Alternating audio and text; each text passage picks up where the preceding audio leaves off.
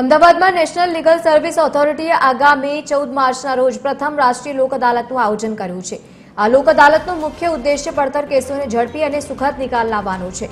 દર લોક અદાલતમાં સરેરાશ 30 થી લઈને 35,000 જેટલા કેસો સોલ્વ કરવામાં આવે છે, જેના માધ્યમથી હજારો રોકડ રૂપિયાનો એવોર્ડ મુકરર થતા હોય છે, જે ન્યાયિક પ્રક્રિયાને વેગ આપે છે। અને બીજી તરફ સોશિયલ મીડિયામાં ટ્રાફિક ઈ ચલણના દંડમાં ડિસ્કાઉન્ટ મળતું હોવાની વાતો અંગે ડીએલએસએના સેક્રેટરીએ મહત્વની સ્પષ્ટતા કરી છે કે લોક અદાલતમાં ટ્રાફિક મેમો ભરવાની કોઈપણ પ્રકારનું ડિસ્કાઉન્ટ તેમાં મળતું નથી। સોશિયલ મીડિયામાં ફરતા વિડીયો તદ્દન ખોટા છે।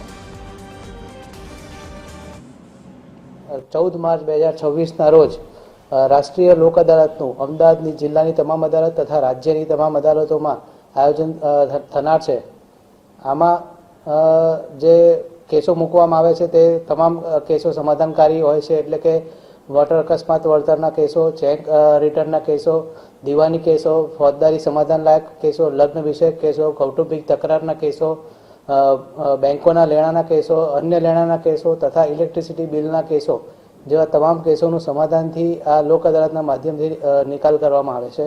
અને એમાં ખૂબ જ પક્ષકારોને સહાય મળે છે અને એમના કેસોની તકરારની ઝડપી, સુખદ અને ખૂબ જ સરસ રીતે નિકાલ કરવામાં આવે છે।